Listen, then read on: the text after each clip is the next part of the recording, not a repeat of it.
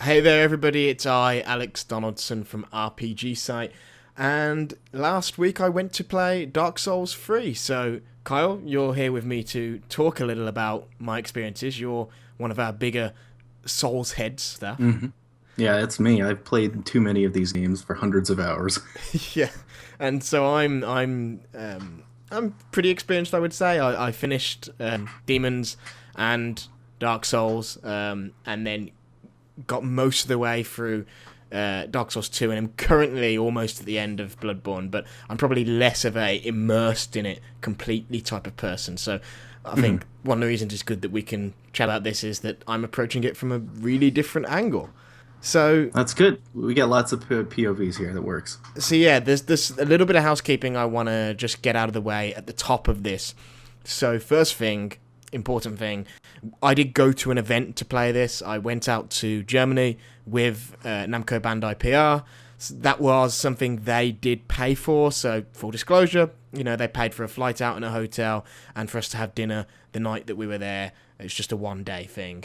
So that's the first thing. The second thing is, obviously, you're seeing video footage behind now, a mixture, I should imagine, I haven't done that bit yet, of me actually playing and stuff that Namco's provided. There may not be the best sound, or I may have laid over sound from the Dark Souls 1 and 2 soundtracks. That's because when I got back, some of the audio on the video that we captured was horrifically corrupted, so I'm going to try and rescue what I can. But I think the important thing is you guys want to see how it plays, how it looks, and you can see that perfectly. The footage there is good quality. And the last bit of housekeeping, I guess, is so Kyle, and everybody knows how much we got to play. So we basically got to experience from the very opening of the game, so character generation and all that stuff, for about 3 to 5 hours, let's say. There was a finite end to what I saw. There was a point when basically you couldn't go any further, so it's not like I could have seen the whole game even if I'd wanted to. But it was a pretty significant chunk that I got to play, and to be honest, most of the press there didn't even get to the end of it, so yeah. Okay, that sounds very interesting. Now, I kind of wanted to ask you, because you said you've played Demons, Dark One, and Bloodborne, and those games kind of all have a very distinct feel from each other, but also from two, because two obviously wasn't directed by Miyazaki. Yeah. I'm curious. When you played three, does it feel more like the first Dark Souls than two did? It's an interesting question because at the broadest level, yes. But the thing is, it's Dark Souls 3 is sort of like this strange mixture of Dark Souls 1 and Bloodborne. I mean, even Miyazaki himself kind of says, he describes the game as leaning more towards Dark Souls 1 than 2, but with a lot of lessons learned from Bloodborne. So it's things like just the control is better. It's a better third-person character action game in general, just thanks to tighter controls, and it's less tanky than any of the previous Dark Souls games. But at the same time, I'm hearing and seeing a lot of press and a lot of people in general say that the movement is flat out Bloodborne-like, and that it is and isn't true. The movement is Bloodborne-like, but that doesn't mean that you can effectively dodge around enemies and dash in and then dash back out. I kind of was of that opinion, not only based on what I'd read and seen, but to be honest, based off a previous hands-on I'd had at Gamescom. But then playing this, actually from the start, I realised, well, it lured me into a false sense of security. I picked a class that's like the Ranger class with dual weapons, and that class is really quick. And I tried to basically play it like Bloodborne, and the very first boss smashed me to pieces 4 or 5 times, and then I was like, okay, so I need to take a step back, I need to play this more defensively, like the previous Dark Souls games, and then it started working for me. So it is more like Bloodborne in the respect that it is a bit quicker, but you can't expect to go into it unless you're very good, I don't think. And play this sort of dodge and duck and weave game. You are still on the defensive blocking and all that sort of stuff. one small caveat, as far as difficulty goes, it's difficult to say 100%. I felt like the difficulty level was fine and in the right sort of area, but they did say at the top of the event that the difficulty had been toned back a bit. One, to make sure all the press could sort of see everything there was to offer, which not everybody managed to anyway, and two, because we had a limited time and they wanted to make sure we could see most of the content that was in the demo in order to write about it. So difficulty, it's hard to say whether it's going to fall more like Souls 1 or Souls 2, because I think a lot of people, I don't know if you would agree with this, would say the second one is easier. It's easier. There are some things. This kind of might lead into something else I wanted to ask you about. It's easier because it has things like healing items besides Estus, and it has that you can teleport from bonfire to bonfire, which I know is back in 3. It is, and well, you could do that in the first game as well, but you had to get like halfway through the game before you could do it. But the one thing about Dark Souls 2 that I think was the biggest complaint a lot of people had was the enemy tracking, where if you were facing an enemy and you were circling around it, it would kind of like slide like it was standing on a record player, like it would always face you. And the enemy hitboxes were kind of... they were pretty screwy in that game. Like, animations didn't add up. You would sometimes get sucked into, like, stabs. Like, that kind of happens in all of them. Less so Bloodborne. But the 2 was kind of, like, out of control with that. Especially in PvP. Like, someone's 20 feet away from you and suddenly you're getting stabbed in the head. But, what was I going to say? Did you said like it still feels like Dark Souls, not just Bloodborne, which is a lot of people were kind of worried about, because some people don't really like the super fast, aggressive play style of Bloodborne compared to, well, you can do that in Dark Souls, but not to the same extent. Did the combat feel like a little tighter, and did you ever have that feeling where, because in Dark Souls 2, like I said, sometimes you hit something or you would get hit and you're like, there's no way that should have registered. Like the hits should have registered one way or another, or how did I die there? Did that come up at all when you were playing? Not really. In fact, I think that might be where the lessons have been learned the most from Bloodborne, because it's not just things like your control that feel tighter. It's things like, the enemies aren't doing that record player sort of skating around. The hitboxes don't feel as weird. I mean, you definitely have those moments of how did I die? I think one of the things that... one of the areas where that happened to me several times is, and I don't know if this has been said particularly a lot, but one of the things Miyazaki said at the top is a big new thing for this game is every single boss in the game has what he calls heat up mode. What I would call, it's a second phase. So basically every boss in the game at some point, and I imagine most of the time it's going to be when their health gets to a certain level, they change and their patterns change and all that stuff, which sort of adds this new wrinkle to the difficulty, just in regards that you feel like you've learned a boss's tricks and then they have a second lot. And sometimes it's just new moves, but sometimes it's the whole enemy actually transforming. And so I definitely had a few moments where I got a boss down to 1/3 life and then it suddenly changed into something else and smashed me to pieces. Like, how did I die? But that was more in the respect of I had no idea what was going on, rather than the game being janky and unfair. Well, that's good to hear. Like, that's actually, they kind of employed that in Bloodborne. Did have that the multiple phases, and I'm really glad that comes back, because especially in Dark 1. I mean, obviously we know better nowadays, but when it first came out, like there were kind of strategies you could create where, like, as soon as you know this pattern for this boss, it was almost like Mega Man, that you knew exactly what to do. And once you got that, like, 10 seconds down of how to exactly execute a maneuver to defeat a boss, then you just did that, ad nauseum until they were dead. Whereas if you have phases, it could be frustrating, but it changes things up, so you're not just, like, kind of mindlessly going through the motions to kill something. That's good to hear. Yeah. And so... as far as, because we've talked about the Bloodborne stuff a little bit, I want to say that that's the irony, actually. I think a lot of Souls fans are worried, and the discourse I hear is, I'm worried that it's going to be too much like Bloodborne and not enough like Souls.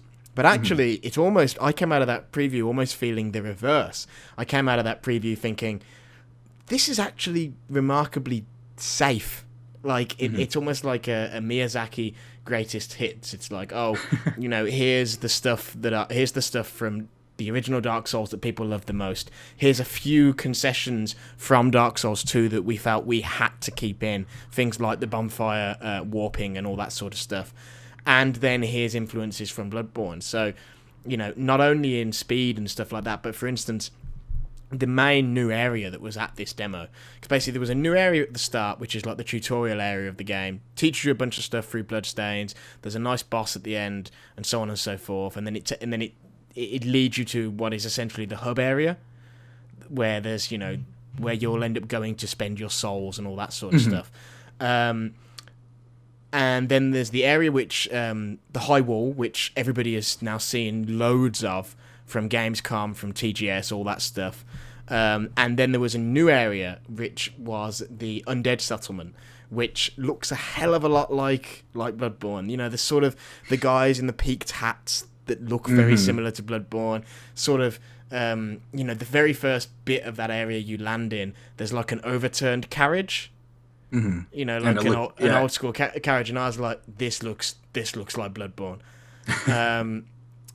And it's not got that more modern style to the setting like Bloodborne, but it does. When you got these pitchfork holding enemies and all that stuff, they're like walking around in groups and like trying to like throw fire on you. Yeah, I've seen that. Yeah, very similar. And it felt quite similar, but it still is in terms of its combat, Souls, and it just gives me a strange feeling. It's like everything feels so familiar, whether that's feeling familiar to the rest of Souls or feeling familiar to Bloodborne. And I wonder if the game, when it comes out, isn't going to catch a bit of flack for not doing enough new. But that doesn't mean that I didn't think what I played was amazing, because I really, really enjoyed what I played. So, swings and roundabouts. That's good to hear, though, because, this game was developed alongside of Bloodborne throughout. I think they started the development on this in, like, mid-2014 or something like that, like, not long after 2 came out. But, so, like, you're going to see that stuff bleed over whenever developers create multiple series, and especially this, where Bloodborne, yes, it is very different, but it is very much, one of these type of games, one of these Souls games, the Demon Souls lineage. So I kind of have a question for you, and something that I really missed in Dark Souls 2 compared to Demon Souls, well, more so compared to Dark Souls 1, is the interconnected level design, about how things would loop back in on themselves and the world like fit together logically. It felt more like a world and less like a level, whereas in Dark Souls 2, you were kind of like on like straight linear levels. That's why the biggest reason I think the teleporting was there from the beginning was because you would just walk in a line, so they didn't want you to waste time by walking back and forth. Did you feel like the era you played had a lot of that, or? I felt like, obviously, like I say, they still have the teleporting, and each area, like the very first area, it is the first area, it is the tutorial area, it is very linear. It's one path you follow, and it branches in 2 or 3 places, but they all ultimately funnel back to the same place, and all that. Then when you get to the high wall, that gives more of an idea of what I imagine the rest of the game will be like, which is to say,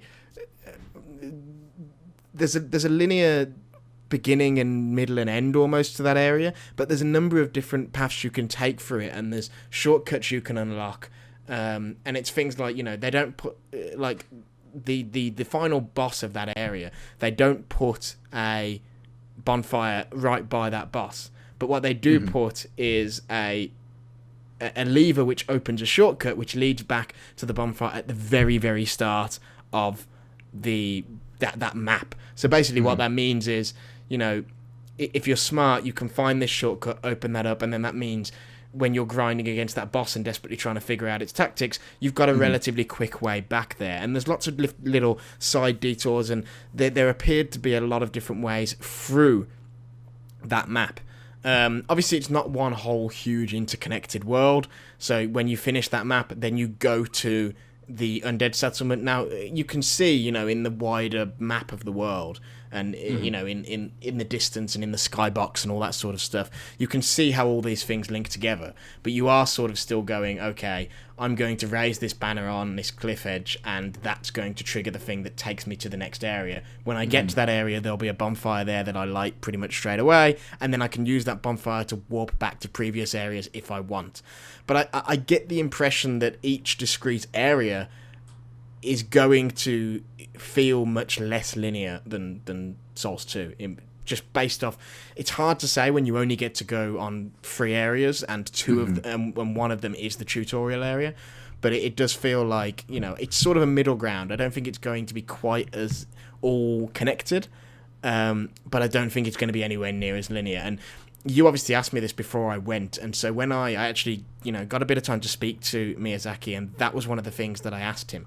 And he basically said that he views it as being more like the first Souls game. In fact, I'm just bringing up my transcription program to see exactly what he said. He said, quote, "It will be closer to the original Dark Souls or, you know, Bloodborne. That's based on my preference. Dark Souls 2 is built and supervised by other people, so it matched their preference. In terms of the world design, my preference is to return to something a little more like the first game and also like Bloodborne." So what that says to the late game and how that's going to go, one would hope that means it is going to be more like Souls 1. But in the first few areas, it felt like a middle ground. But it's hard to say if that's because they're keeping it simple in the early game or because that's how it's going to be all the way. Interesting. Yeah, I could see them kind of easing people in with a more linear area, because actually, Demon Souls had a very, very linear tutorial opening. So I mean, it could work out. I'm not sure. It sounds promising to me. If he says that it's going to be more like 1. Because like 1 wasn't perfect either. Like the second half of Dark Souls 1 can be kind of a mess at times.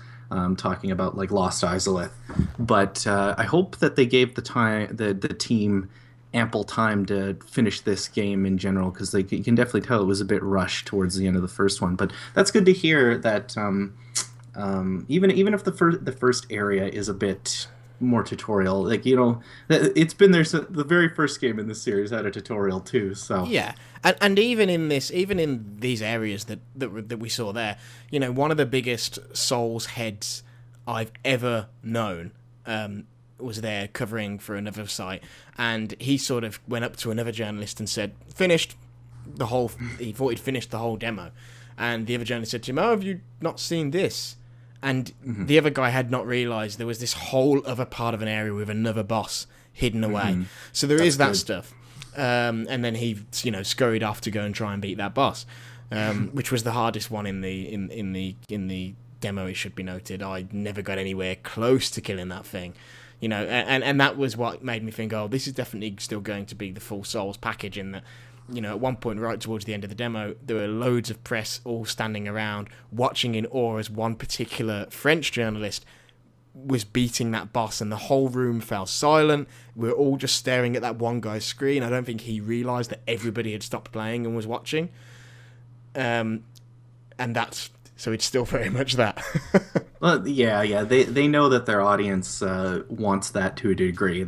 I love to hear that there's an entire area that you can just miss. Like, 'cause stumbling upon that stuff is great, especially on like a later playthrough. One more thing I wanted to ask you was, did they mention if they were going to change? Oh, this is it. One more thing I wanted to ask you was, I know that the curses aren't back, or rather, like, when you die, you don't turn into an undead, you just come back. And in the other games, in Dark Souls 1 and 2, that means you would be invaded more because you were alive, and then the dark spirits, just other players could invade you more. Now, did you deal with any of the multiplayer stuff, and did you get invaded, and how did all of that work? Was it different from the previous games, or? See, I think we were too early for that stuff to really become much of an option, because it was only the opening couple of hours. So the weird thing is, we were connected to servers, which at one point went down and booted everybody out of their games, which was stressful for some people. I was thankfully in the middle of nowhere when it happened, but yeah, it had that Street Fighter 5 survival mode thing where no matter where you are, when the servers went down, you just get booted, which was nice. To the main menu, but there wasn't any of that stuff in this build, at least that I saw. You know, there were the preset bloodstains and stuff to help get you into the spirit in the tutorial area, but we were connected for a while, and then the servers went down, and they didn't quite know why. Obviously, something had happened back in Japan, or somebody in Japan had turned something off because it was the middle of the night there, but actually it was still, you know, still event time in Germany or whatever. But I didn't get to see too much of that, unfortunately. But the hints in the menus seem to suggest that it's probably not going to be that different. And in all that, it does. Again, it feels a bit samey. Or there was one thing I think I don't know if they'd said this before, but in the presentation they mentioned how many players, and I think it was 6. I want to say Bloodborne. Yeah, it's Bloodborne. I want to say it was 6. Again, I've misplaced my notepad, so I don't actually. Can't actually say that for certain, but I'm 90% sure it was 6. And yeah, again, like you say, like Bloodborne, and that is the recurring thing. It's like, what happens if Dark Souls, the original, and Bloodborne sort of merge, and you take away some of the things that made Bloodborne much more aggressive, but keep all those mechanical improvements, whether that's higher character counts in multiplayer, or just the character speed and the tightness of the controls. But at the same time, everything does feel kind of samey. It's like you come out of it thinking, I've definitely played this game before. This is just the best iteration of it mechanically. You know, somebody said, you know, even the way somebody said to me at the event, even the way you transfer from area to area feels a bit samey in that, you know, you raise this banner on it's like a cliff edge, but it's actually like part of a castle has collapsed. So you're standing on the edge of the collapsed castle, and you hold up a banner, and then, you know, big giant demon birds or whatever come and carry you away and drop you off in the next area, which you could see on the horizon. Literally a moment taken right from the first game. Yeah. It's like you walk out and you can see the undead settlement on the horizon, and then when you raise the banner, which it should be mentioned, you have to go and find. So that was where a lot of people got tripped up, because the game doesn't telegraph these things to you. So if you finish that boss, because we knew it was a finite demo and there was a point when it would end, a bonfire appears, that lets you teleport around, and the doors open to the cliffs. But as far as you're concerned, if you don't know that you can raise a banner there, you might think that that was the end of the demo. But actually, in a different area of the keep, there's a banner, and when you get it, then that opens up another area. And that's how the game is still, you know, it's not holding your hand like most, you know, like many RPGs and in games. I mean, I can definitely see what you're saying. Like, I've been kind of, you know, I don't want to say cautiously optimistic, but I've been kind of concerned about this game in a sense that, I mean, it's only, by the time it's out, it's only 2 years after Dark Souls 2, and it's only 1 year after Bloodborne, and, like, that formula, as much as I love it, it's probably a hard thing to change up. And like, you can tell that I don't know if it's a conscious thing in response to a lot of the fans really disliked Dark Souls 2. But I feel like even like the intro to the game, like the CG cutscene they released, is like, this is the same one that was in Dark Souls 1. And I hope that they don't fall on the whole like nostalgia train, like they're not afraid to make the game its own, because, you know, like a good example is like Twilight Princess. I always thought that game never quite reached the heights it could have, because it wanted to be OOT,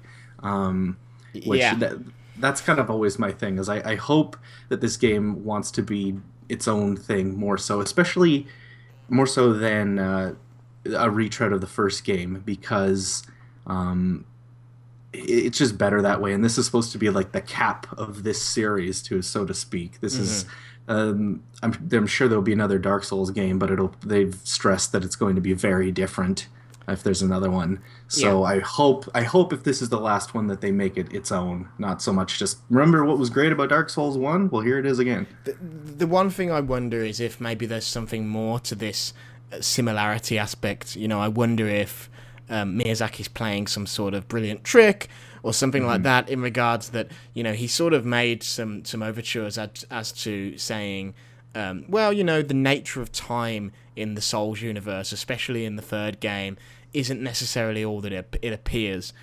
So maybe there's going to be some time bending going on, or some or something like that, or Who knows? Yeah. and that stuff could potentially play in very well to repetition, in that maybe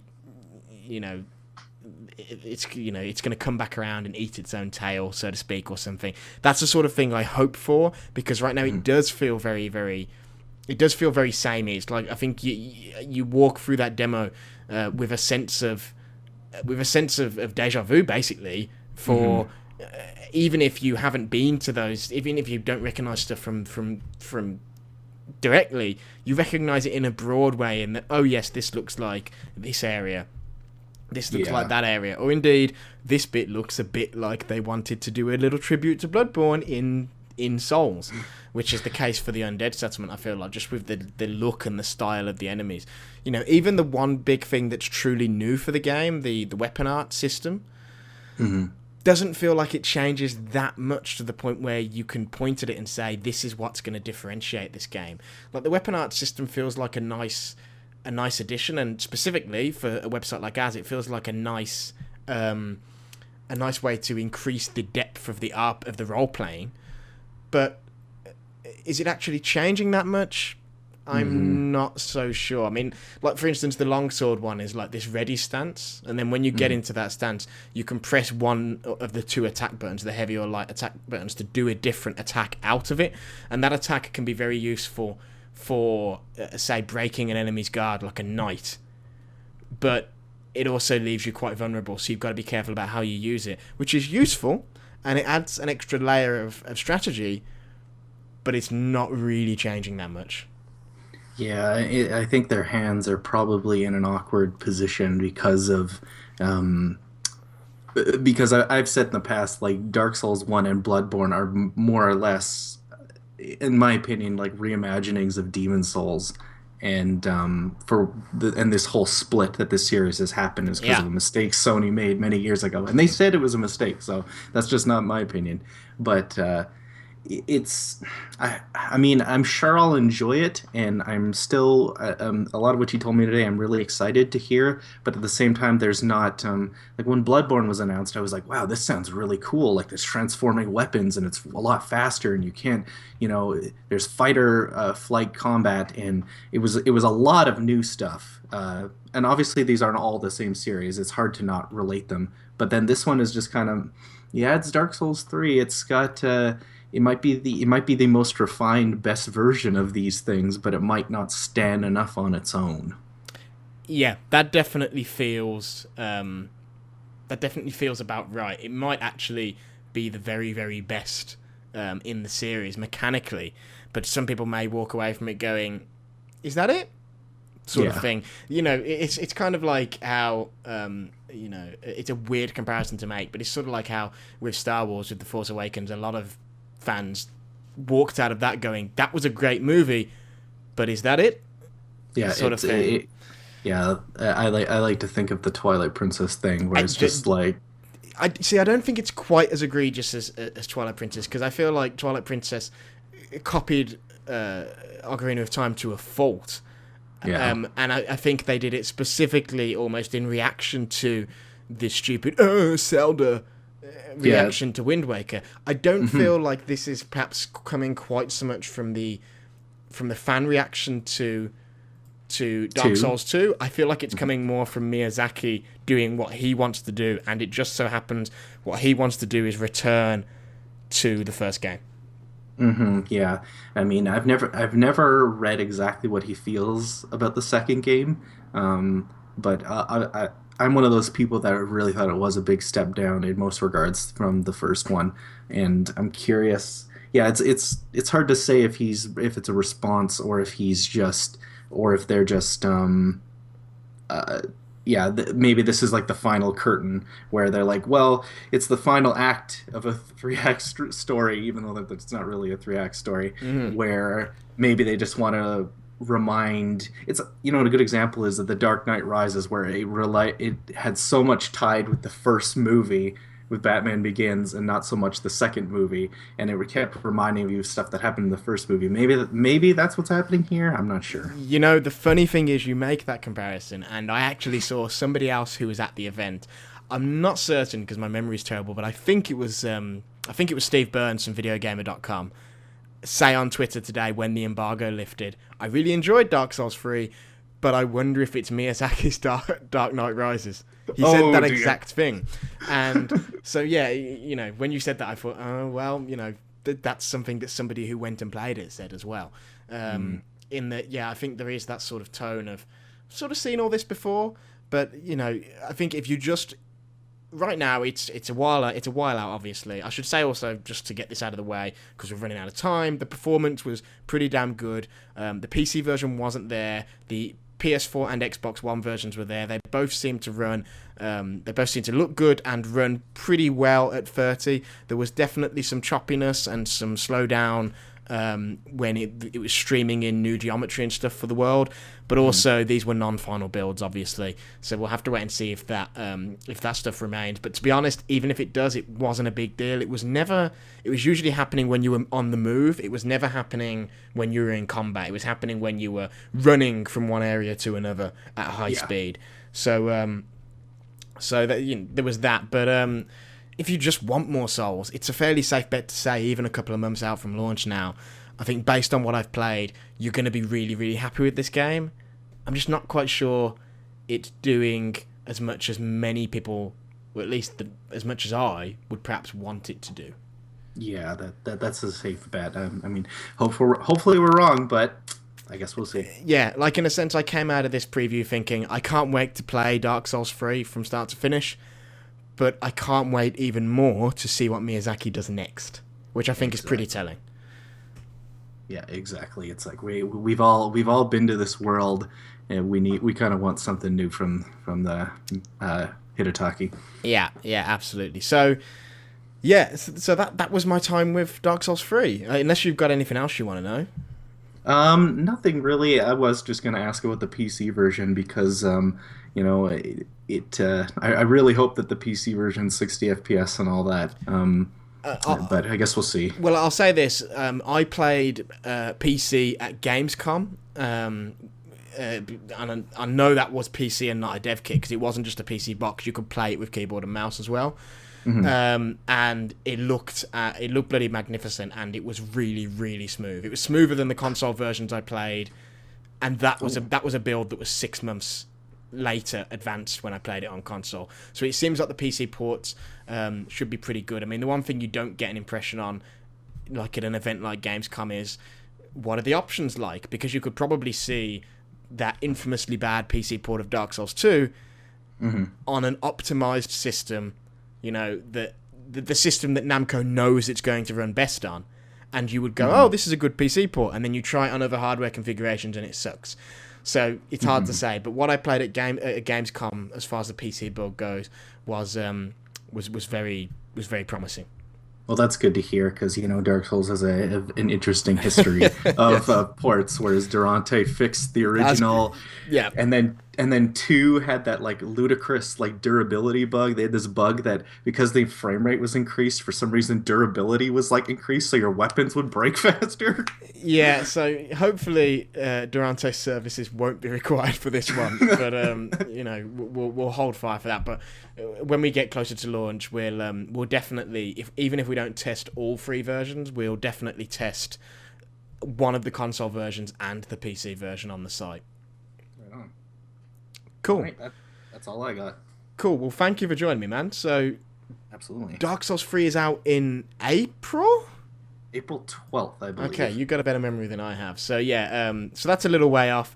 I doubt we'll probably see it and go hands-on again now before launch, but as soon as we get close to launch, we'll be here with more video here on the YouTube channel. Be sure to drop us a like and a subscribe and all that stuff. And, of course, full text coverage, review, and all that stuff on rpgsite.net, so definitely check that out. All right, take care, everyone. Thanks, guys. See ya.